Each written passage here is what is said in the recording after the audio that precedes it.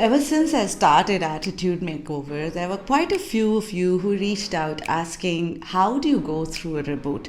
And I thought this was a topic that sort of came naturally to me, having gone through that several times.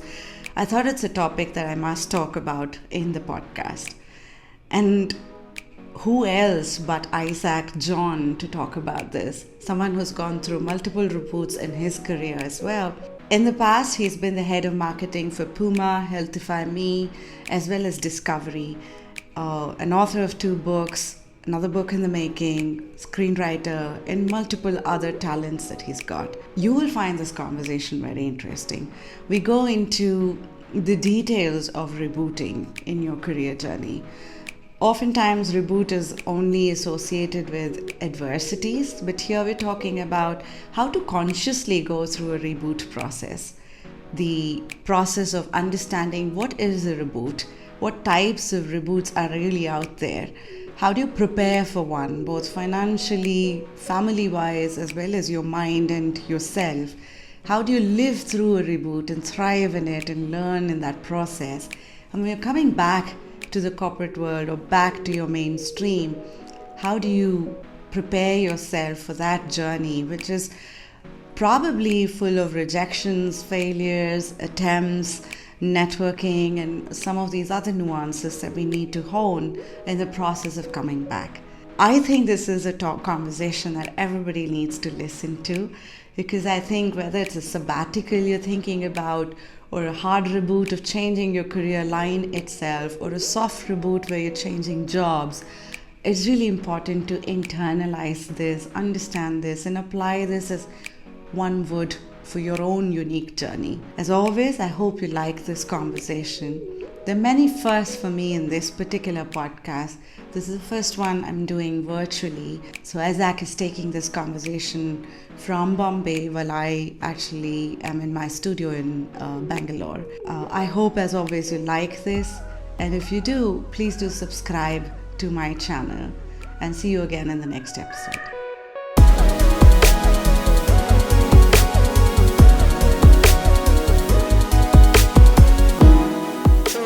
There's a lot of us in today's recording, Issac. So thank you so much. You're my first guinea pig of virtual recording.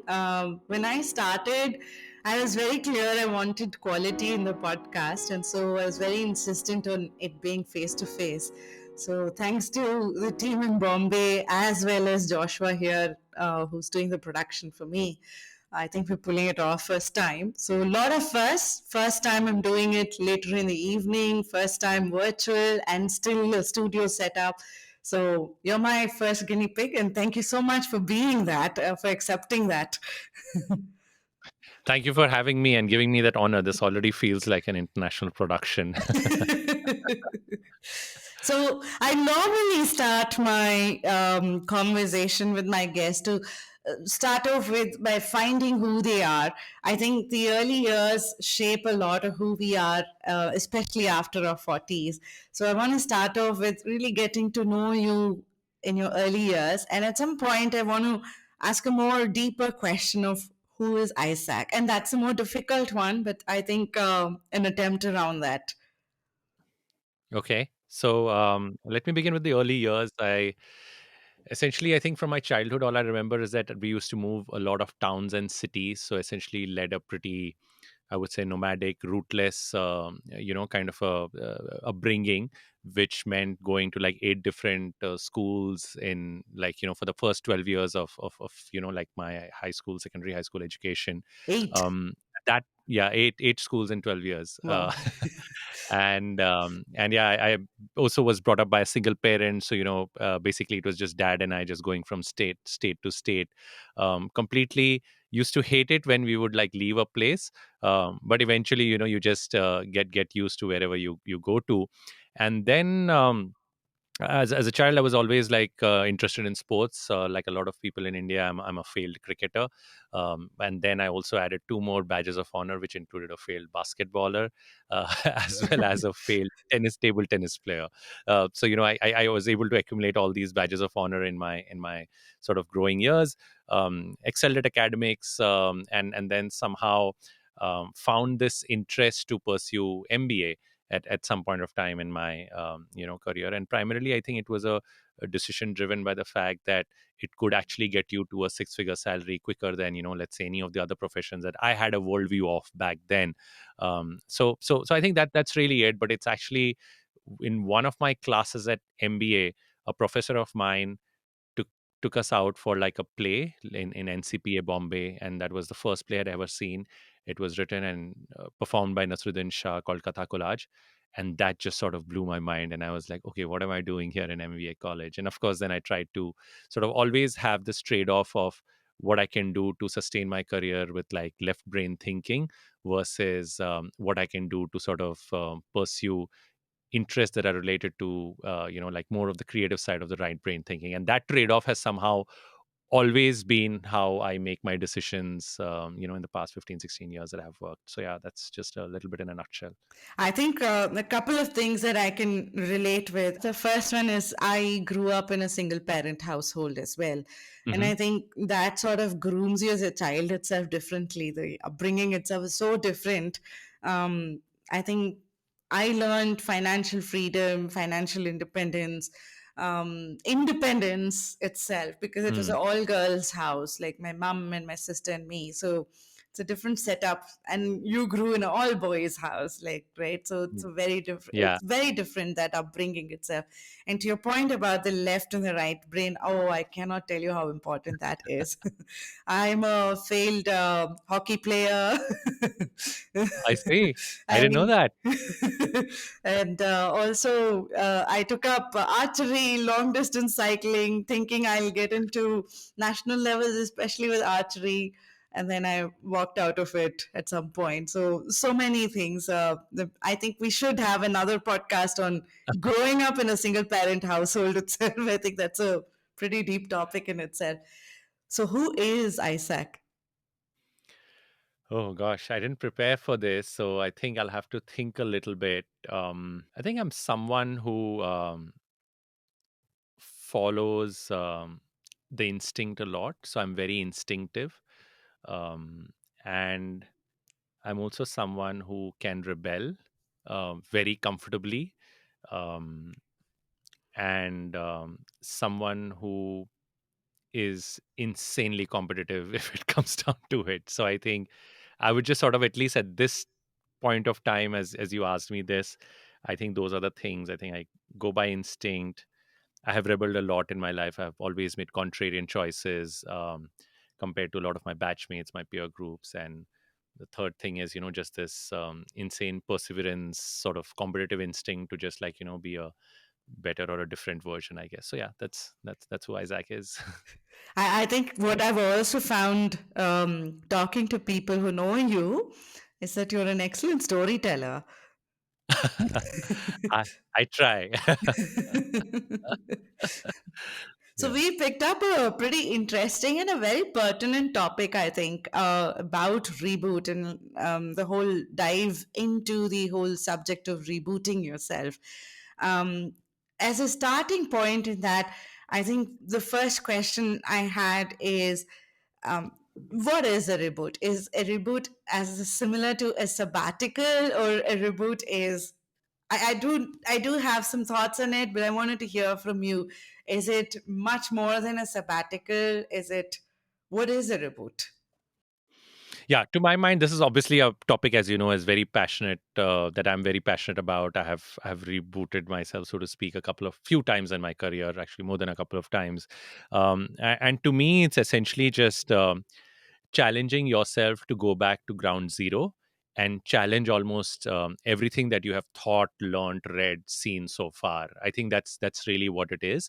And there are a few times, and some of us are lucky to actually go through this voluntarily, which is what I was lucky to. But the more and more I research the space, Saujanya, what I realized is that people don't necessarily always have this luxury. Sometimes they actually have to just reboot because of external circumstances, or circumstances in the family, or like parents moving out, or like you joining a spouse, or getting terminated, maternity breaks, etc. So just like the whole gamut of reboot is actually not just necessarily from a voluntary perspective, which is obviously like the more idealistic, the more romantic way of looking at things, even though it involves like temporary heartburn. I think it's still, I would say, it's a very idealistic way. If you're in a position where you can reboot your career, you can will yourself to reboot a career, great. But I think what I learned over the last 2 years of sort of researching the subject is that not too many people have this option. Far more people end up rebooting their career because of other circumstances, not because they voluntarily stepped up. Having said that, that's changing a lot. Of course, it's very different in the Western world, and of course it's just emerging in India. But yeah, reboot is just like almost challenging everything else that you believed in, and saying that, okay, if I had to, like, if this were like day zero of my life, how I would begin it. Like, Yeah. that is the classical reboot bit for me. Would you quantify or qualify even a reboot where or a switch from a particular industry that you're comfortable with, or a role combination of both, switching to another role and another industry also as a reboot? Or is it more like step back and really reinvent yourself? I mean, because there also you're reinventing yourself, you're figuring out everything, right? Would that also be a reboot? Yeah, it's an interesting question. I think there are degrees to this. Let's say in the corporate career, and we spoke about the kind of audiences which would probably find relevance for this. I think uh, I would say you would have to go diametrically opposite to what you were doing. I think if you were in sales, you go to marketing, you go to operations. That's not so much of a reboot, even if you go to a different industry. But if you're in sales, and I would actually take your example, right? Like, you were worked in a corporate life throughout your career, and now you're just trying to sort of put out these messages and advocate for like alternative careers and healthier lifestyles and stuff like that. I think that is a reboot, Yeah. to my mind. And my sense is that one should not necessarily think of this as completely diametrically opposite, like it has to be 180 degrees, but at least it cannot be like adjacent or adjunct in many ways. Like, I think one of the more interesting things that I recently read was an AI researcher just wanting to learn about the art of storytelling, just so Mm. that he can write better code that predicts what kind of climaxes, etc., can be for whatever AI models he's building. In the end, he's kind of rebooting it, but not necessarily, because he's still using it for his research work. But let's say he left the AI field completely, and just went completely to like writing plays and whatnot, or stand up comedy. I think that would be a reboot for sure, even if Got you it. didn't. Got it. Yeah. And Isaac, how often have you done a reboot? 4 times. This is my fourth time, actually. And like, you want me to like go over the number of times? Like, 4 times is a short answer. Now, the reason I'm asking this is so I can relate with this, and this is something when we talked about it, I was really looking forward to this conversation. I Mhm. started off as a chipset designer and then Yeah. went into interrupt level programming, then went Hmm. into pre-sales in the US, which is in an interactive television space, and came back into program management, into imaging and printing group, and then did sales and sales operations. So it's been like, what I call, people call it the squiggly career. But I think what you're also saying is each one of this is some sort of a reset. It may not be a Yes. full reboot, but it is a reset because it is orthogonally different from what normally you would scale up in your job career journey. And I was trying to find out, did you have such switches, or were they more linear in nature in the past, and this is like one of the most massive reboots you're going through? Yeah, so a mix of both. So when I first gave up my job at HT, I wanted to essentially just get into like a sports marketing brand. So that was the first kind of mini reset, very similar to what you just did. And I went from selling, like advertising space, to like organizing cycling and golf events, which was like very different. And Wow. so that was, and again, like, I actually gave up that job without having a job in hand. So and that I have done, actually, this is the fourth time I have done it in my career. So that was the first time that I realized, actually, that, okay, I can do this. I can just sort of find my feet in case I don't land. The second time was actually for leaving that sports operations kind of job, to do a filmmaking course with like a couple of professors that I knew who were from um, uh, FTII. So they were launching a course, a creative course in Bombay, and I felt that I should just be a part of that batch. So I just left it, not knowing. I actually had like these dreams of making a film and all of that. So I said, yeah, 2-month course, I'll learn, and then I'll start making films. And that was pretty stupid, as you can imagine. So that happened, and then in 3 months I was like, gosh, like like what have I learned? Yeah, I've learned like how to hold a camera and all of that, but I can't like make a film right now. So I put my tail between my legs and I went back to the corporate sector. So and then I and again, like these were decisions I was just taking with like without any financial kind of support. Like my funds were running out. I'll tell you a little side anecdote. So at the time when I was like sort of very serious about my then girlfriend. So her father came down to like in Bombay, and he was staying in Sea Princess, and he's like, "What do you do?" I said, "I don't have a job." Okay, what are you working on? I said, "Films." Are you serious about it? No. So that's, that's like, how will you get your job? I don't know. Then like, so I've been through these things wherein, and for somebody in my batch, like I was in a batch of 150 people in my MBA college. Like nobody did these kind of things. They were doing like consultancy, McKinsey, Accenture, Cadbury's, HUL, and here I am, staying in a one BHK apartment in Malad, blowing up my savings, not even knowing. I was like genuinely clueless, Saujanya, genuinely clueless. And then it figured, yeah, I have actually taken this very lightly. It suddenly struck me that 6 years into working, and I've blown up my savings on this 2 month kind of a filmmaking course. My savings running out.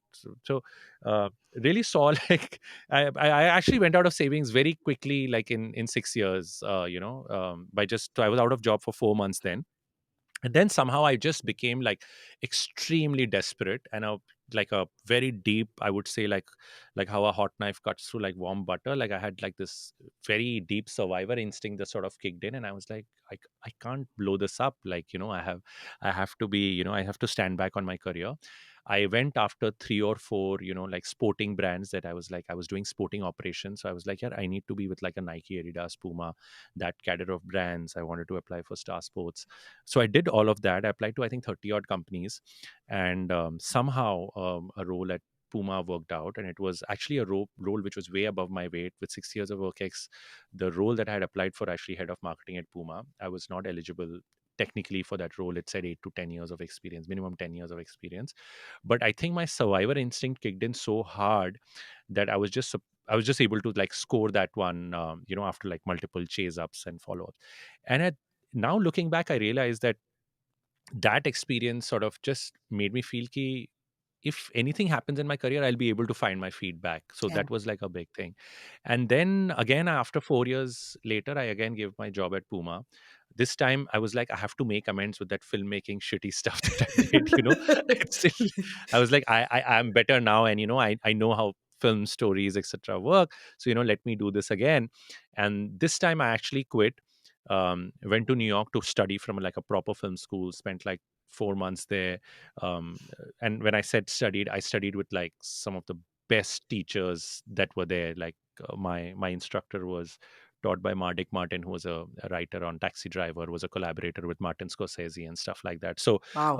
and he himself was like the son of a Pulitzer Prize winner. So Ben Miranis, and it's like the worldview my worldview just opened up. I was like, okay, these are the kind of stories, etc., that you can tell. So that gig, I actually came back and I was dead serious about being a writer, because I just loved the field. I just loved sort of going from page 0 to page Mm. 200 of a screenplay, and seeing the whole thing come together. And I wrote like 3 4 screenplays, actually 4 screenplays. I wrote a novel. The screenplays were not getting anywhere. That's when I wrote the novel. The screenplays, I would come here at Bombay, stay in an Airbnb again, and I was like blowing up my savings like constantly. So that's been the other constant of my life. Apart from these career breaks, I've never cared much for money. I'm just like just spend it. If you're like growing while you're spending it, like don't worry about like material assets and stuff like that. So I came to Bombay, did that for a while, and I realized that all the people with whom I had connections, like while I was at Puma, and who would open doors for me, like think of that the biggest producers, directors, actors, suddenly they were actually not as comfortable talking with me because I was no longer the marketing head of Puma, but I was Yeah. just like another struggling writer. So that experience was really, really humbling. And that's when I realized that the film thing will actually take a long time. Why don't I write a novel? Because I'll have complete creative control. So I wrote a novel, and then and all of this, like, a year has passed. And then I wrote a novel, and my wife, who normally reads my stuff, she read it, and she said that this is the worst thing she has ever read. So I should not, take this to anyone who I hold dear to me. So I was like, okay, this is like pretty scathing. So 12 months down the line, I have four screenplays. I have one novel which no one, at least my wife, doesn't want me to take anywhere. The four screenplays were actually pretty decent, but nobody else in the industry wanted to take a look at them. And then something worked out, and I can talk to you about how these things come in later part. But essentially, landed upon this thing about writing short stories, and I realized that I'm really good at like putting together short stories. The turnaround is really quick. B, you get feedback really quick, so you don't have to wait for 3 months to write a screenplay, and then you just like write a 5 pager outline and send it to people, and if they like it, they'll call you in. That started getting a lot of traction. So then suddenly people started calling me कि ये story आप film में लगा सकते हो नहीं लगा सकते हो. And then I was like, yeah, I'm doing so well in my short story space. So I started pitching to publishers, etc. Every publisher rejected it. Every literary agent rejected it. So by now I was sitting like on some 50, 60 rejections, and a year and a half had passed. Um, and then I think it came to a decision point whether I really think this is a sustainable thing for my career, or should I just do writing by the side, because I had built up a bank of Saujanya about 250,000 words, give or take, in 18 months. Wow. So that was a lot of material that I had collected. So I was like, now I can just keep improving and writing on it. I Yeah. have I have gotten in me the writing instinct. That's what I was here for. That's what I wanted to do. So I felt very confident, not so confident about my chances in the job, etc., because you're generally low all confidence when you have like gone through so many rejections. But at least I felt like I don't necessarily now have to close myself in a room all day and write. I have trained myself to be a writer. Like, even today, if you just like wake me up in the middle of the night at 3 a.m. and you ask me to write a story, I can write it. Like, I can write something that will be like average, right? And I Mm. can. So I think that realization came to me that I have actually become a writer. So I did not have this thinking, nahi main writer nahi bana because my thing did not get published. And then I went back to the corporate sector. I took up a gig with Healthify Me, and then Discovery happened. But what happened out of those, everything else that I wrote, the short story collection, got picked up by Penguin, and thankfully I had a book to show for my 2 years, give or take, of sort of just being on the road and pitching stuff. So that was my third one, and my hardest one, actually. One of the things I can relate with is when I was in HP, I wanted to understand what a CEO mindset is. And I took the plunge of that was my first entrepreneurial journey. Started a company called Bubble Wrap, which is into Hmm. gifting experiences to people. And I ventured into this really unstructured space because pretty much all your vendors are like, they could be just anybody. And it was a very interesting journey because one was the left and the right brain. There was a great balance. But over and above that, it also taught me about some of the prerequisites you need to keep in mind when you're going through such transformative journeys. Like, for example, your relationship with money. And I thought, to your point, I think I never thought of, negotiating salary. I always negotiated the job and the profile and the roles and responsibilities. And here's the first time, even though I had a husband who was working, there were no savings. And so eventually I realized you need to plan this a little better for when you need to do this reboot in the right way. What were some of, before even I go into what are some of the prerequisites, what's your relationship with money? It's changed over the years. I think so. I came from a place of no money, and I came from an extremely sort of lower middle class background. Lower middle class would also be a stretch. But I realized that because I was with my dad, and like, I never felt like we should have a big car or a big house or that kind of a thing. At least, like, my dad did not instill that in me at all. So just growing up for majority of my part, in fact, just until the time that I left Discovery, actually, or maybe just before that, I was never concerned about what pay scale should I go at? Very much like you, in fact, exactly like you, like I would rather look at the job profile, the the brand that you work for, and I would happily discount that I would happily discount money for those trade-offs. Yeah.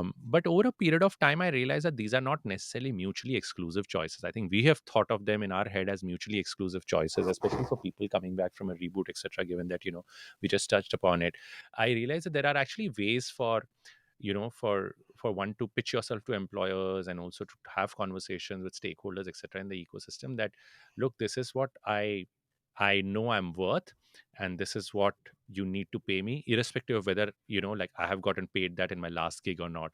And I think that confidence took like some time for me to kind of imbibe in myself. It didn't come very natural. If anything, it came very late. So my relationship with money, while in the initial ways, was always that I will I'll be like, eventually it'll even out in the long run, Yeah. which has been true for me in my case. Like, but having said that, I don't think we need to think of these as mutually exclusive choices. That Yeah. like, just to your point about how it's not a trade-off. You can actually position yourself to get the best of the role, the best of the brand, Yeah. and the best of money. So I think that's been like a switch in my head, at least from a career perspective, to what you just said. Yeah, and so much. I think in some ways we've been running parallel tracks. Yes, pretty much sounds like this is like uh, this paper bubble you said. Yeah, no, bubble wrap. Bubble Bubble wrap, wrap. because my life has always been like, I grew up in a lower middle class, not even a lower middle class. I grew up in subsidized education throughout. So Hmm. the only thing my mom always said is like, I can only give you education, so you have to figure out the rest of it. It'll help you survive wherever you are. And I think Hmm. that's to a greater extent, it worked out really well for me. Completely self-made, but it really taught me, I think it gives you a lot of perseverance, grit. It teaches you a lot growing up Yes. in a background like that. And it's always been about memories. So it's moments, right? Your life is full of moments. And that is Hmm. what I thought I'll run as a company, which is gifting experiences to people. And I'll create and design a beautiful experience for special occasions. So Hmm. that was the first entrepreneurship journey I went on. I think my question thereby then would be more around, are there prerequisites one needs to your earlier point, Isaac, about, you know, people normally do this reboot out of adversity or circumstances, but not as a planned way. But if you were to do it in a planned way, are there prerequisites you need to take care of? And if so, what are they? Yeah. So actually, it's so interesting. You sort of bifurcated them, and actually, there is a way. I think what I did wrong, or let's say I had gotten terminated from any of my previous jobs, I would have had nothing to fall back on. I guess then the number one thing that I would say for anybody who's listening to this is to sort of just keep away some money for like a rainy career fund. I think a lot of people keep away money for like a rainy day, for like hospital expenses and personal expenses and stuff like that. I know people who just like like run like holiday funds, right, for just 2 years, and when that fund Yeah. matures, then you just like go and whatever, like go to Hawaii or something. But I think you got to have like a rainy career day fund, which Mm. is essentially something has gone off completely wrong in your career, your company is just merged with them, and that's the time you dip into it. So I think the number one thing I would do differently, to sort of just for anybody who is listening, irrespective of whether he or she wants to take a career sabbatical or not, or I think it's just so important. However small that amount is, I would definitely recommend that. The second point that you made is about, let's say, on the voluntary side. Of course, there, I think if you're already geared towards it, I think the intent and the motivation and all of that is already there. So it's relatively easier. Again, something that I did not do for my first three breaks, but for this break, for example, that I am on, which is essentially to figure out, is there a genuine worldwide problem that I can pick up on and solve for the society at large. I actually did this rainy career day fund, like, so I'm not necessarily dipping into my entire savings there like I did at Puma and my job at HT. This time I have said that, okay, there is a fund that I have made, which is just so that which can see me through these next 12 to 18 months. So I think if that intent and trigger and motivation is already there, you should anyway do it. But even otherwise, if you do not have it, um, any person in any role who is listening to this, like, just start it today. It's something you never know. If it doesn't come in use, it's a win-win. Yeah. You can always use it for something else. Yeah. One other thing I realize is when you do a reboot, it's a very lonely space. Hmm. Right? Because a lot of people don't even understand what one is going through, because a reboot is practically you're starting clean slate. So there's a lot of uncertainties, ambiguity. There's also, you sort of hit rock bottom in your confidence threshold, self esteem. You're figuring out everything. All you would come back with is a certain mindset of, oh, I need to figure this out. But beyond that, everything starts from, ground zero. Is there a mental side that one needs to take care of as prerequisite as well? Yes, there is, for sure. And I think, just to add to your point, I think this kind of a low confidence is also actually accentuated by this entire bit of the kind of lives that others portray on social media and stuff like that, right? So I think you are going through what you are going through, which is like a lot of rejection, and then you see that others are succeeding, and I think it can really take a toll on you. In fact, for both this break as well as for the previous break. In fact, the previous break, it was more intense because like, I had taken 3 breaks for this one, so this time I'm a lot more in control of whatever I'm doing, and I'm sort of, I would say, a little wiser, for lack of a better word. But again, during the time that I took the break at Puma is going through like a real, rocketing phase of growth. And you think that, you have left Puma for, like 2 years, and, you see all these amazing things happening, and, like, Virat Kohli is signed up for Puma, and, and you just see all of that, like, oh, that could have been me. And, like, that could have been. So I had to actually go through some really intense, like, mental health kind of sessions with my counselor back in Bangalore, who put me on a track of sort of saying that, uh, I think you have to figure out what you want to do for yourself and whether you are taking the requisite actions towards that. And I think just that little simple bit of, what do you call it, advice, or sort of just this light going up in your bulb. Because the short answer to that is, when you see everyone else, the thing is that, and I think there's a gentleman called Naval Ravikant who sort of Yeah. really captures this well, saying that, if you see everybody celebrating, or whatever the great things that are happening, you probably don't know the pain that they are carrying. So if you trade your life with someone, you have to trade your life with that person, with everything that they are going through. So, which is actually, 90% of that we don't even see. So I think, just I would say mental health is really, really, like, key and important. And like you said, that you just come back with saying that, I'll do what things I can do in my control. But I think there are elements like, hey, can you journal, on a weekly basis? Can you meditate? Does that make you, a little calmer, and helps you come to terms? I have used all of these things. Can you play? At the end of the day, there's also a chemical reaction thing that is key to this. Can you just exercise, and can you play enough so that you just take your mind off, and that chemically, at least, your body does not, for all the 12 hours of the day, feel like as lonely as it does. So I think those 3 4 things are definitely, like, key to kind of getting past it. Some people are able to do it without a mental health counselor, but I think if you're really struggling, like I was, I would, like, sort of really recommend that you seek that help, because I think talking to friends and all is okay, but what you're going through is only, like, your deepest fears actually are only known to you, not Yeah. not even to your closest friends, I think. Yeah. Yeah. uh, and yeah. And I think it helps to be more prepared. Like, I'm just reflecting back on my journey, and I think you can correlate with this.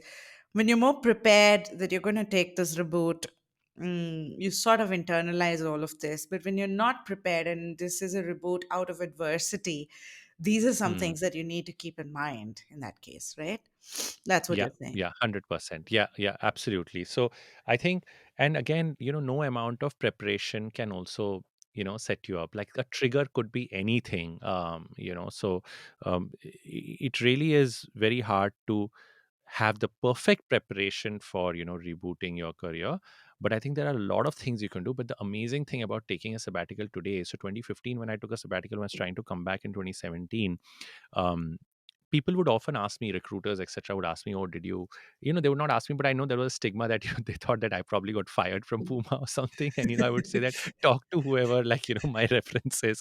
Like, I was a top employee there. Like, so I was part of the leadership team and all of that. I could just preempt that. Why is this guy leaving, these jobs? Usne pehle bhi choda hai, abhi fir se chhod diya hai, is he even a stable guy? So I think, but today I think people welcome that kind of a thing. So I Yeah, think the ecosystem is a lot more welcoming today. But having said that, like I said, I think no one knows your deepest fears as well as you do.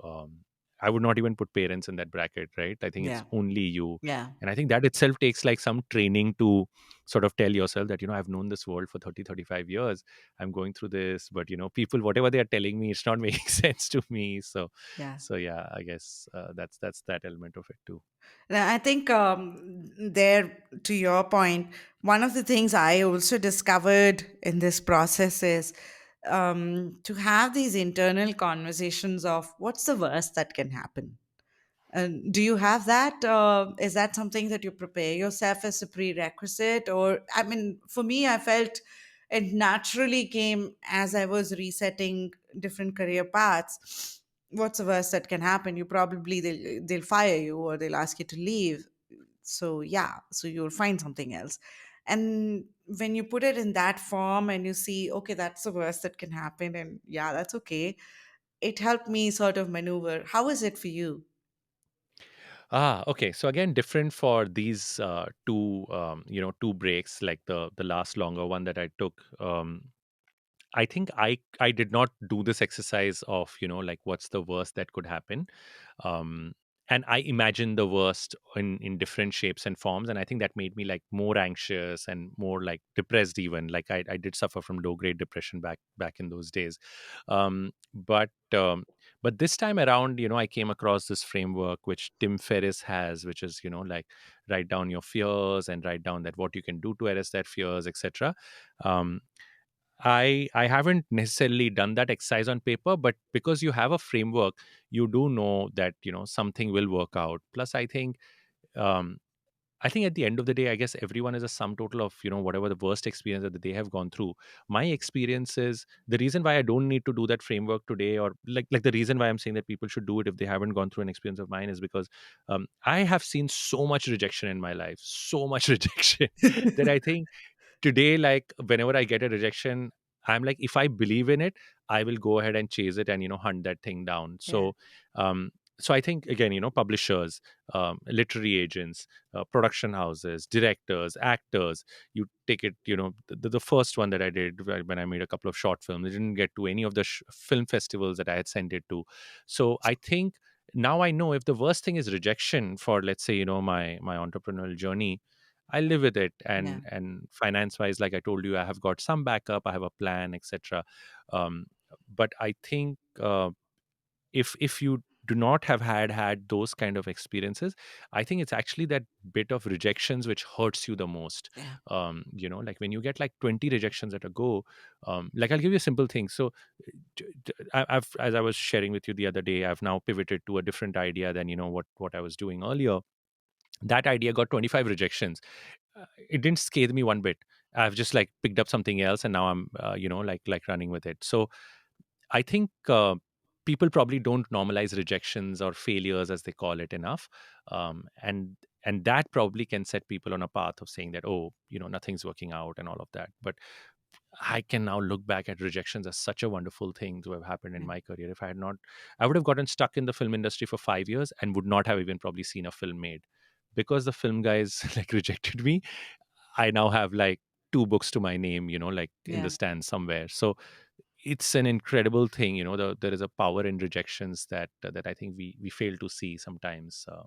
Yeah. I think for me, I hold this relationship with fear actually. I Hmm. lost my dad when I was 3 years old. My sister and me were like 3 and 6 months old, and mom took about a year and a half to get a job in the same company. And she was a chronic asthmatic who would get admitted every month. And there's this constant fear as a child of, just being an orphan. She's now 75. She's doing good. Okay. But that Good. fear I grew up with all through, right? So I think most people have this fear of taking the plunge. But for Hmm. me, it just came naturally because I've survived that for 25 years. And I think it was like, what's the worst that can happen? So that was the reasoning. So what you're also saying there then, Isaac, is to each their own, because your experience Yeah. sort of defines it. But on a very high level nutshell, you need to be prepared from a finance point of view, have enough as a rain fund of sorts. It does require a lot of grit and perseverance, so mentally be prepared for the journey.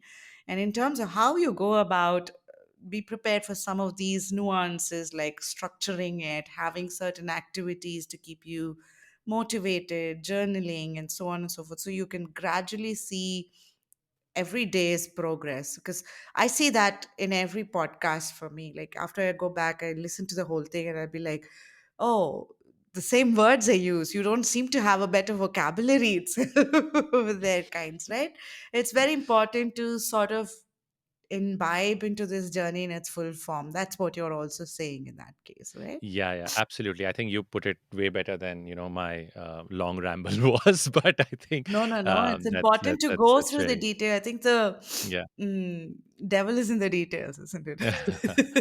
No, but good on you for like having come through the experience you had. I can't imagine it being ever like any easy. Like, I think we related on that bit, right? Like, Yes. so I've been with my dad, or was with my dad, since the time I was 7, 8, and I think that does require like a separate conversation It does. It podcast or does. not. I don't know, I but think I'm going to but bring it's you back into the studio for that separate con, because I a think this, especially now in this world, being a single parent is sort of becoming more and more common. right. And I think you and I can talk about as kids growing Yeah, up in a single parent household. this What is is it like? And it's very that's different. a It's a rich. lot different than, when you have both parents with you. I think Yeah, it's of course the journey for the parent itself is a different one, but as a child it's a very different journey as well. yeah, So we yeah. talked about the prerequisites. Are Hmm. there other things that you would highlight as prerequisites that you need to take care of before you take the plunge?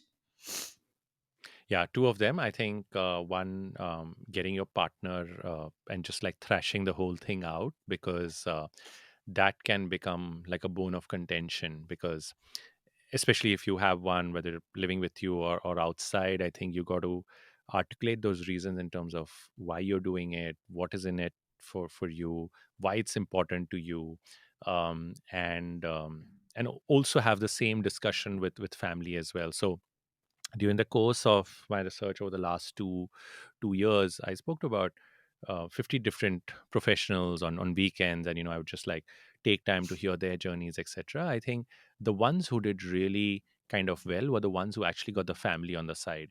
Mm. The others who sort of, and when I say family, I mean like collectively spouse, parent, and that kind of a thing. Because I think if they become like cheerleaders for you, instead of being apprehensive or even doubtful of what you're doing, then you are unnecessarily always just carrying that burden. So I would sort of just add those two as must haves, as prerequisites. The other thing that at least I notice in my journey is that my wife would always like say, okay, so what is the end goal, so what do you want to do? And like, I think it's important to have, because like at the end of the day, we become better when somebody questions us. And I think it's important that you throw yourself out there, and be open to critique of some kind as well, whether from parents or partner, saying, because I think that will just sharpen your thinking. It will make you a little bit more I would say just worldwide about how you could go about things. I used to be very reckless, like I told you in my first two previous ones. But when I took the break at Puma, I was very clear with my wife that I will not let it linger on for more than a year. Hmm. um, and that damn thing just lasted for 2 years.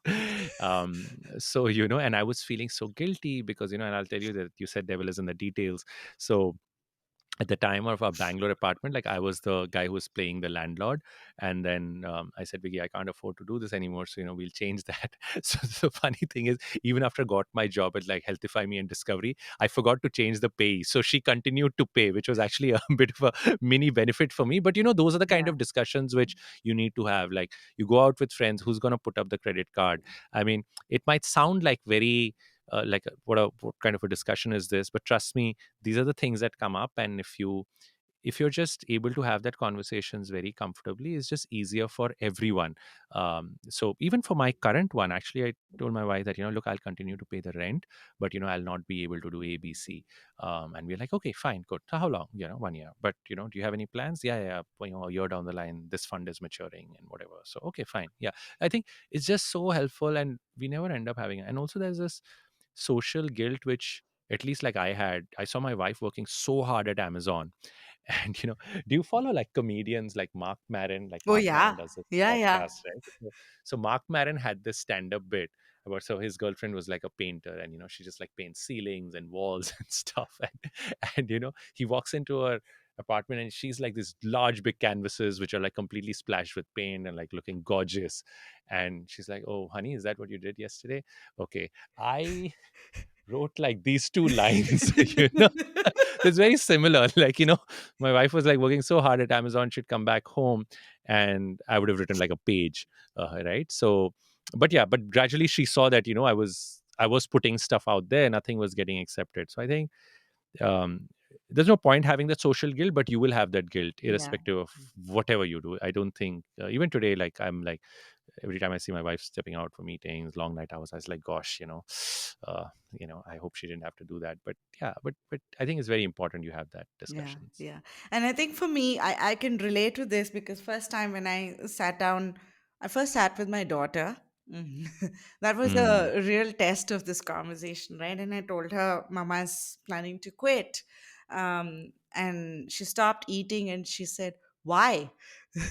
Things are mm, going so fine. Why? And I said, no, I want to do something else. And she um, took some time. She asked a whole lot of questions.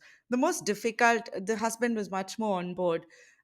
It's not like I'm dependent on the financial bit from there, but then you need to onboard the full family because it is a mm, joint effort as you're going yeah. through this. My mom was not okay with it. My mom was Mm, like I said, she always believed in financial independence and things like that. And she was like, I don't think you should quit your job. And even now, after every podcast, she'll ask, did money come? And I'm like, no. So it's a 1 year thing she's given me, a 1 year window. yeah, But every podcast, I have my daughter and my husband sit and sort of come back and say, what have you written? What is this? I think it needs to be more crisper. What is this title? yeah, And I think it's important to have that home team running with yeah, you, sort of, exactly. balancing what you're going through with just the whole. The external world. Yeah, Yeah, yeah, yeah. I think it's very yeah, important to get the absolutely. home team on board. Yeah, yeah. Now that we've talked about the prerequisites, when you're going through this, what are things you Mm. sort of take care of? Yeah, I would put actually mental health and that kind of thing like very near at the top of the list. um, because I think if mentally you are not prepared for the journey, so do whatever it takes, right, out of this, just like this writing, journaling, meditation, yoga, exercise. I'm just putting all of that under one bucket of just sort of being very self-assured about yourselves under one bracket, and just genuinely be aware of how you're feeling about the whole thing. Is it struggle? Is it like, do you think you can get past it? Do you think that this is insurmountable, or do you really have a way forward? And whatever it is, I think these all these other elements need to definitely fit in your schedule. There have been times when, both at Puma and even at this current break of mine, wherein I have been able to take advantage of some of these, peripheral things, and they have made my day so much richer and so much like resilient in general, versus when I did not meditate, or when I did. And this is not a daily thing. This I'm talking about like 5 6 months. If you don't meditate and you suddenly get like 10 rejections, it'll be much harder for you to like sort of just be resilient about it than, let's say, if you did. So I think just, or even help from counselors or things like that, or journaling, or just seeing progress. I think you touched upon actually a very very fine point, which is about just seeing that daily progress is very Yeah. important in any of this. So I think that definitely would be one. The second one would actually be, um, the things. So I have written actually in my book about, what are the ways in which you should go about looking for a job, looking for recruiters, etc. And the first thing that you have to be like really really shameless about is like cold emailing and cold contacting people for what you want. So once you've taken care of the mental health, the second thing is just like go and ask for what you want, like whatever it is. So I got my job in Puma because I was not even eligible for it, but I went and asked for it. um, and to this day I can look back and say that there were probably more deserving people than me, at least in terms of years of experience, etc. So I think ask for, like, I think, and I think that is a definite art. I think you also got to have like a personal brand, Mm. for yourself, out there on LinkedIn or a website or whatever, which you're constantly like updating and telling people about, etc. Right? So that's probably number three. um, so I think personal brand. And I guess number four is, I would say, and it doesn't come very naturally to like a lot of people. It didn't come to me for sure. Like, it takes, allow yourself the time to actually go and explore different things. I think that's something that I just generally recommend. It's also something that I believe in, that, so at the time when I was doing my Puma bit, I was just trying to learn Mandarin, and I was trying to learn the guitar. I mean, these are not, you would say that, these are not things that are related to it, but why? And I would say that this is just something just so that, your brain gets exercised a little bit more Yeah. than they would on a normal work day when you're, when you were in a full-time job, right? So I think at least those four bits I could think of, right on off top of my um, head. Yeah, I guess that definitely is a good checklist to begin with. I think one thing that I could also I want to go a little more deeper. The other three, Mm. I think, are more self-explanative, but the Yeah, branding part of it, right? Your personal yeah, branding. I think it yeah, starts with really getting to know yourself first, isn't it, Isaac? And yeah, that's the toughest yeah. one. I mean, we don't ponder through who am I when I started the question, for example, right? Correct. What are my values? What are my strengths? Mm, What is it I'm mm, going after? Because once you've got that clarity, then you've also got clarity on thereby where do I want to work? What kind of things mm, do I want to be engaged with? mm, Thereby, who are my partners in crime? Where should I be networking and mm, building these connections or meetups or things like that? mm. Is that part of the branding? I mean, it comes naturally Yes. for you as a marketing head, and Yeah. but for someone who's not from that space, Yeah. is that part of the branding or is there more to it? Yeah. Let's break this down, right? So one is actually, in today's world, the currency that you have if you do not have a job is the quality of your thinking. It probably begins with that. So the part of the branding that I'm referring to is, actually, simply put, the quality of your thinking. Now, Mm. you can choose any medium today, but it's important that people have a window to the quality of your thinking on thoughts, subjects, etc. Um, I'm not, by the way, I'm saying it, I'm probably not practicing it myself, but lately, like, for example, I've realized that when I put more things out there, I get feedback. I know somebody questions it, somebody would troll it, whatever, but it's just always helpful to put out the quality of your thinking there. That's number one. Number two, and I think it goes back to what you said, is that then you will know who you are, because Yeah. you're trying to really put yourself out there, and the quality of your thinking goes along with it. The second bit is actually the one which actually most people think of it as networking, which is like going to these meetups, etc., etc. um, I'm not a believer in those. I'm a believer in actually giving, which means to say that if I have somebody out there, who I believe I should work with, or who I believe I who is probably valuable for me in some way, I would actually approach them with whatever I have read or heard about them and say that this is how I can probably help you. Can we have a conversation? I would never, because I think most people think of networking as going to giving visiting cards and Yeah. asking, okay, can I do a job for you, etc. I completely flip it. Yeah. I actually always say that either I should have read something about them, and there's enough material out there to sort of just connect with people, right? um, like, I think it's so much easier to start a conversation on that. So either I can offer them something, or I have connected with them on some common area of interest. um, if not, I think it's just not networking. Yeah. If not, it's just a transaction. Yeah. It's never going to come back. It's fleeting. You will never establish anything of value. In fact, the other way I would encourage some of us to think through this, and again, like, this is some part of my work that even I have to do today, which is to say that who are the people who are going to be important to me like 5 years from today. Yeah. Which is a completely different way of how classical networking works. But and I've thought about that exercise. I've made a list of who are those people. um, but I think we always end up thinking कि मतलब अच्छा मुझे अभी job कौन देगा, but that's not really networking. It's actually a just a false drain of illusion, actually. So yeah, I think those are my bits, but I would say that quality of thinking, and then the second part is who are the people with whom you have a common interest and who you can contribute to. Yeah, and I think that's very important.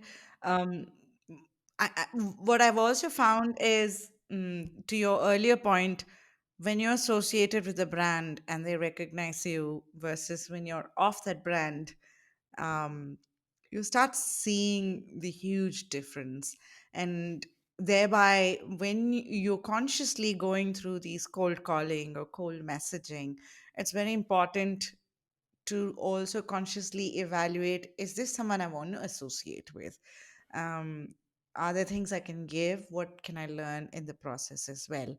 And that's what you're saying, to be very conscious Yes. of that, as against others you can get distracted with so many things. It's like the tabs on a desktop, right? You can Yeah. just go dabbling around. This sort of brings in a lot of clarity and focus. I have a more deeper question over here. Hmm. Is this very different for a woman doing a reboot versus a man doing a reboot? I think it could be, but I think it will probably stem on the specific situation and context and all of that, coming into play. Because I think you touched upon it, like a few minutes ago, wherein you said that when you go through a reboot yourself, you are actually low on a confidence level itself, right? So I think depending on the kind of person that you are, I think it could just like completely be different for like a man or a woman. Having said that, I think the position that some of us find ourselves in, which is to be in the position of, let's say, the employer side of things or the recruiter side of things, um, I would say that mindset is today changing. I don't think that mindset is like this changing, where there is probably the recruiters and employers are becoming more and more aware that it's okay even whether a woman has gone through a break or a man has gone through a break. But I don't think that existed, let's say, 5 years ago. I would have said, like, the short answer to your question is, 5 years ago I think it would have been vastly different, Hmm. or it could have been different a lot more. The probability of it being different was a lot more. I think the probability of that being different today is slightly lesser. Mm. Mm. What I have seen, I agree with you first of all, but I also feel like the come back to work or the reboot sort of programs that are there, Mm, um, they're more, with the assumption that you're fine from a confidence, you're fine from the rest of it. Let me just help you come back. So I have got these programs. I'll probably build these skill sets that are required for you to fit in, and then you're just going to seamlessly fit in. That's not the reality, right? not at all. Not at all. There's a lot more to it Yeah, about, yeah. you need to start looking at the who am I, what is your value Yes. proposition. There's work from your end. There's also work from an organization's point of view of how do you get them comfortably blending in into Yeah. mainstream, right? That's where I was looking at, is a very different for a woman versus a man, because Hmm. these comeback programs, especially for women who have gone through motherhood and taken a break, Hmm. it's not that easy because your life was so different. These conversations about financial freedom is so Yeah. dependent on the peripheral system that is there, the support system that is Yeah. there. And if you Yeah. don't have that, then you're really ground minus zero, minus 10 maybe. So then Yeah. how do you Yeah. bring that platform to an equal level where you can, make it then seamless for someone to come back? Yeah. Can I give like a sort of a perspective on this with regard to, let's say, how the young women of today do it versus, let's say, women of, Yeah. let's say, maybe, 35 to 45. So I've realized that um, any woman who's today in the 26 to 35 or 20, yeah, maybe not even 35, let's say 26 to 31, 32, right? Like last 5, 6 years, there has been so much of talk about women equality that I think they have felt empowered to voice those opinions out themselves. I'll call out situations where they are either feeling that they have been unfairly dealt with, or there could be a better way for the same conversation to happen. And this, again, this insight sort of also came through again in one of those conversations that I had. There was this young lady from McKinsey, obviously, and again, like, I think that's probably another nuance to your question, which is like how women are treated in, let's say, Indian companies versus how women are treated in MNC companies. So that's one level even deeper into that. Yeah. But let's say, let's begin with MNCs just to start this off. And this lady, before she went on a break, she had a conversation with her manager on. This is when she's coming back. What are the projects on the horizon? What does it mean for a growth prospect? Will it affect her growth prospect at all? And obviously, if that person said yes, then there was a further discussion to be had.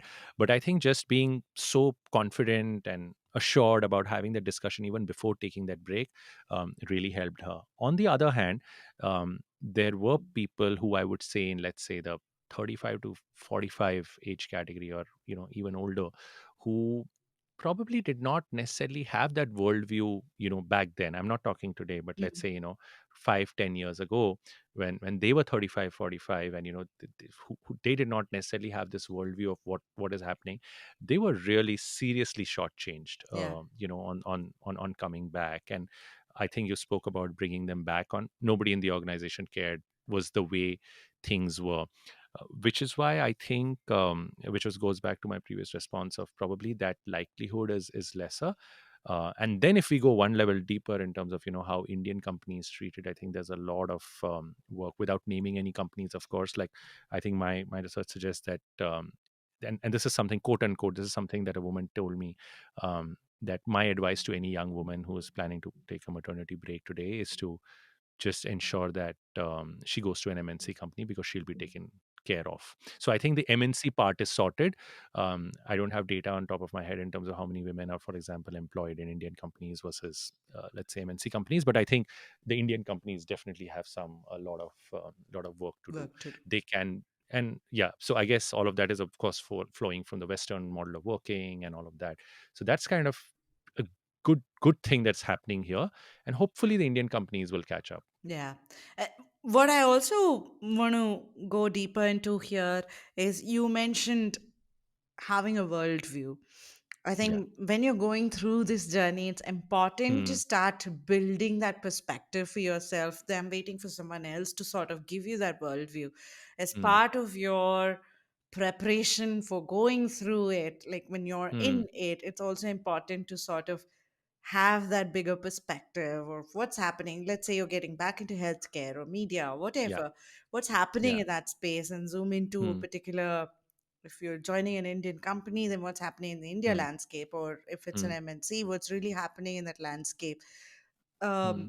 And that's on us more than on a Hmm. company, as you're preparing to come back. Is that Yeah. something that you've seen as well? Yeah, yeah, 100%. And I guess what you're getting into is some kind of a personal, being like a personal knowledge acquisition kind of a machine, right? Like, Yeah. extremely important. And you'll find that today, the number of resources that are available are so high, you almost can't say that, oh, I haven't read about it, or especially if you're applying to certain companies, that um, and yeah, it's extremely important. I actually want to say, I was just reminded of a instance also linked to probably the woman related thing, which goes back to the networking thing. So there's this very interesting anecdote which I read once in Sheryl Sandberg's book, which is goes back to networking thing, but also how to pitch yourself, right? Mm. So Laurie Goller was the head of marketing at eBay in I think 2001 2002. She wants to call up Sheryl Sandberg and say that, hey, I want to apply for this head of marketing role at Facebook.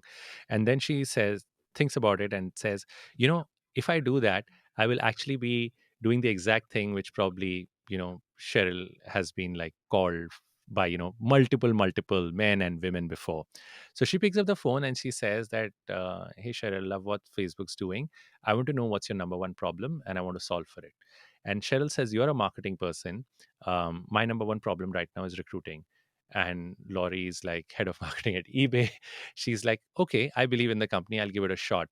She joins Sheryl Sandberg like within a few months, and to this day she's still the chief people officer at Meta. So I think it's just sort of like, what are the questions you Yeah. can solve for your recruiter. And yeah, I just remembered it because in the context of how, but imagine if like that were the pitch to any prospective employer or recruiter coming back. Wouldn't that be like an amazing, and like my wife and I, we actually have we have a combined of like 30 years of work experience in India, different brands, companies, Amazon, Discovery, whatnot. Not one person has ever given us this pitch. Oh, Right, really? that what is your number one problem, and can we solve it for you. We've hired and recruited like scores and scores of people, but nobody's asked that, and it's such a simple thing to actually put yourself out there. Yeah. um yeah, I mean, just No, I'm actually something to think about. surprised by that because one of the questions I normally ask is, what keeps you awake? Um, That's a good one. Yeah, right? that's a Like, good one because too. the moment you ask that, first is it's a very candid question, but then Yes. it makes you think. Yes. And in that process, you sort of understand what's really the bigger problem that is really keeping you Absolutely. stretching your time throughout. And Yeah. you also know then what to work on, what's the priority. Like everything else thereby then becomes like a smaller itsy bitsy bit when this is a bigger Yeah. problem that's keeping you awake. Yeah, in fact, the follow up to that question should be that, how can I help you with it? Like, or Yeah. I think I can help you with it. Can I come back to you with like my thoughts on this subject? So I have been asked this question before, but I've never had a candidate who's come back and said that, okay, can I take this off your plate for the next 1 week? Tell me, I'll come back with like some prep work. Um, so I've started doing that for myself. Like, so like, I mean, the part of the discovery job was linked to a question like this. But yeah, I guess there's just like a lot of room for Yeah. people to ask questions like these while they're planning their, or even while they're networking, and things like that.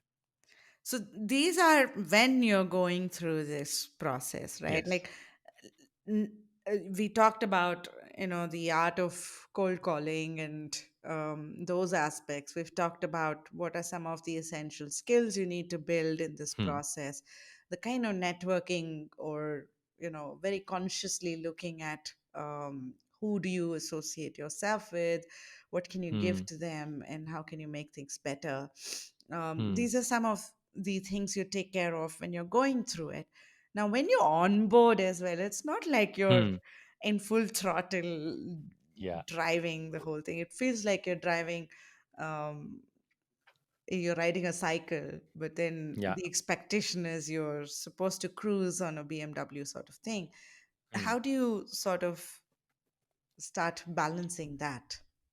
Yeah, so I think just on that, I think there is one more step which I think people coming back from a career break have to deal with, which is the salary negotiation, the job profile bit as well, Ah, right? I think yes. there is that bit as well, because that's something that again in India is like kind of, I would say, not loaded so much in favor of people who are taking a break, because they see that you have been on a break for a year, the market price might be something else, you're often pegged low.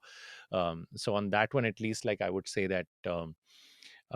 Don't compromise as much as possible, especially if it's an India based role. Today India is like really, at least like in the white collar segment, the opportunities are are pretty growing. As a nation, we're going at like 7.5, 8%. So we should not shy away from saying no to people. So again, a counterintuitive advice, but I think saying no to things that you're not comfortable with on pay, job profile, just general like designation stuff, like feel comfortable saying no.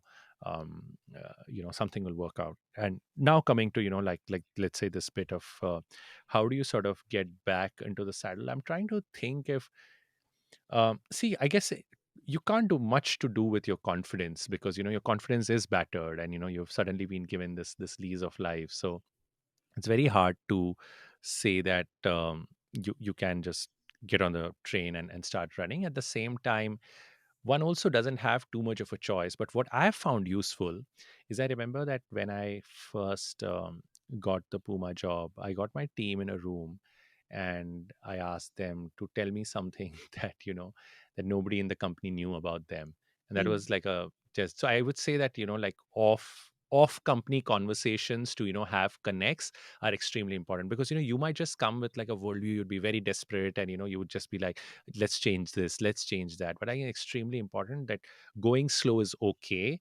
For in fact, if anything, going too fast is probably not that great, because people might even judge you for not having understood the culture, etc. So I would say that the first thing they should do is, yes, of course, the work will be there, and I think every professional is capable if they've gotten back into their job.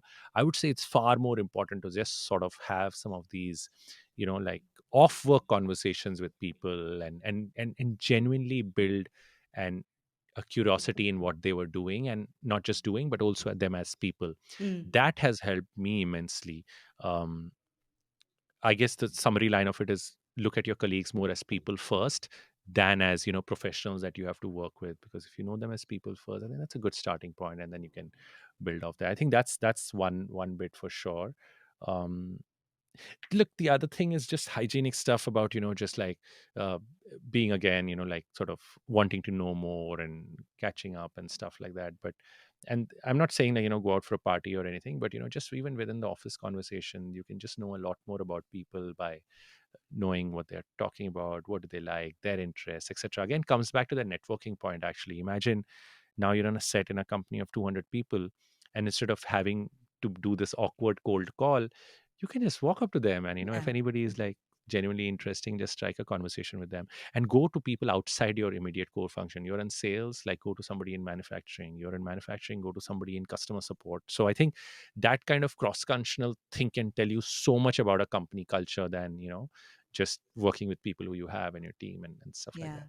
I was doing this talks the other day, I was telling, on Friday, and Hmm. I asked this question of how many of you could, like, just right click and pick up the phone and talk to people in your company who are not in the realm of your job profile. Yeah. And there were only two hands, which is the reality, isn't it, Isaac? Yeah. Because we don't step out of that comfort zone, and the Not at all. knowledge you gain by just having these half-hour conversations with others um, is pretty immense. It also gives you a bigger perspective of what's happening in the company, of course, but it also gives you a perspective of how your job impacts some of these other, integrated Yes. system itself, isn't it? Yes. Um, Yes. is there a 30, 60, 90 I can start putting together for when I am in? So then I can get into a cruise control. I mean, there is no written 30, 60, 90, but is there a decent 30, 60, 90 I can target in this space? I think the question is more intelligent than the answer, which is to say that it's one of those questions that sounds like this is but honestly, I don't think there is a right answer to this. Like in my world, for example, and I have asked this as an interview question to a lot of people, what would you do for the first 30, 60, 90 days? And the general thing is, just know as much as you can about the company and the culture and what the company's products are. In my world, I would actually say know more about your consumer, Mm, which is just like going down to the, because I think people respect you if you talk the language of consumers, which is in product building, which is in direct to consumer services. um, I mean, like so I think so I'll give you an example of streaming, right? So it's very, I think it's an example that everybody will want to read. Everybody has got such a keen sense of what their taste in movies and things that they watch are, that typically in a media company, if you have like new set of people coming, the first thing they will do is, oh well, they made this show that was not great, that didn't work, or that didn't work, instead of saying, my buaji from you know Vishakhapatnam actually saw this, and she didn't understand the protagonist. Why did the protagonist do this? And I think that's a very different way to position. You still didn't like the show, but you're not putting your personal comment about the show, but about what you heard somebody else say. There was a colleague in Discovery of mine who came and articulated something nice about a show in this particular way. And I didn't feel like, she was trying to be nice to me, or, be nice to the company or whatever. She was talking genuine consumer feedback. Feedback. So I think if 30, 60, 90, just like know as much as possible about the company culture, etc., and get closer to your consumers. Nothing else matters. Like Mm. nothing else. Like even if you're in heavy manufacturing, if you can pick up the phone on 5 customers, and they can tell you what was wrong about the last shipment, etc., etc., if you know like customer service issues and stuff, I think it will make you so much more valuable True. than True. anything else. And I think a big part of this, especially when you're coming back, is um, giving some time to really internalize and understand the culture that you're getting into, right? Hmm. Sometimes a cultural misfit again can take you downhill. So Yeah. it's very important, not just post, but even when you're interviewing to gauge some of this. Is this a perfect fitment? What is work and life balance? Uh, Yeah. what kind of peers do I have? What kind of mindsets? What kind of work is done here? Do you interview the manager as much as they interview Yeah. you? That culture fitment is a big part of this, especially when you've gone through all this and coming to fit in. Mm, Yeah. the reason I'm asking this is, about a few years back, I ventured into this podcast. I wanted to do this 7 series podcast on transgenders and what it means to Hmm. be a transgender in India. Hmm. And I Hmm. wanted to interview transgenders who are in the corporate world. And Right. one of them told me that they hired me, and Hmm. the first thing they wanted me to do is sensitize the rest of the staff on what it means to work with a transgender. And so Hmm. she was like, "Can you believe it? I'm coming in there to tell them how to work with me," Yeah. which is like literally like, So yeah, so I think defeats the it's very very, purpose. Yeah. yeah, I think it's a very important point that you bring out, that one needs to really reflect on what's the culture you're getting into and really internalize that. Sometimes we don't internalize the culture and we try to just be ourselves. It's important to internalize the culture as well, isn't it? I mean, there's this interesting thing that a friend of mine sort of said, which goes back to this specific example that you just gave, which is to say that the way candidates often think of companies is to say that, the first 30, 60, 90 days are important. I got to do everything, etc. But you got to flip it. The company's also got to do everything within the first 30, 60, 90 days to make you feel comfortable. So it's actually an equal relationship. And the moment she articulated it, she actually also said that every time I join a company, I put the company on a notice period, and I decide whether I need to leave that company within the first 90 days. Because typically, these kind of alliances will break, or will show signs of strain within the first 90 days itself. Yeah. It's much better to take that call 90 days, right? But let's say you're coming off a reboot, you will probably never think of this, or at least you're highly less likely to think of this, because, oh my god, I've gotten through 30 rejections, finally I've gotten a job, Yeah. and I've gotten into this culture, and now I have to just live with it. Yeah. But no, you don't have to leave with it. You can put the company on a notice period too. So Yeah. I think and I think that's also the point of time wherein the company also will have least point of damage, because it's just like a two-way conversation, as you called it, saying Yeah. that no, this is not working out. And so I think that's probably one way to frame how you feeling about it, but that it is very much a two-way street between the Yeah. company and an individual. Yeah. It's like poker. Do you play poker? I know like basic rules of poker, but I don't play. I play poker a lot. So in poker, when you're Okay. dealt with bad cards, you fold. Yeah, because otherwise every round is a further investment. just like the race to the bottom. Yeah. Yeah. Um, well, I think we've covered the pre, the post, and the through the process and the post as well. Anything else that we've not covered, Isaac, in this whole reboot process that we should talk about? I think giving back, which is to say that the next time you see a CV which has got a break, and um, be aware that that person could be in a worse situation than you, and you should give that benefit of doubt to that person. Like, I think I did not get sensitized to it for the longest time, but after I went through those experiences, I think just sort of understanding that break could be for any reason. Like, it's so hard to understand why people take breaks, and I think everyone in the current roles should do something to normalize career breaks in general. There's obviously like a lot of worldwide movement on this, with LinkedIn sort of putting up this, like career break as an Yeah, acceptable career option, etc. Parental breaks now also is something that we can put on our resume. So I think let's all make this break bit a lot more like acceptable, and not like it's a be all and end all normalize it. of everything. And reboots are fantastic. It just grows you so much as a person. Yeah, It's when you go through hard times, it just makes you a different person. So yeah. yeah, I think just those two couple of bits. Well, thank you so much. Before we wind up, two questions for you. What does attitude makeover mean to you? Attitude makeover means being open and adaptable, to the needs of the situation. I think that's what it means for me. And your experience in this film, one, I think it's been a little over an hour. Your Yeah. experience in this conversation, with this conversation.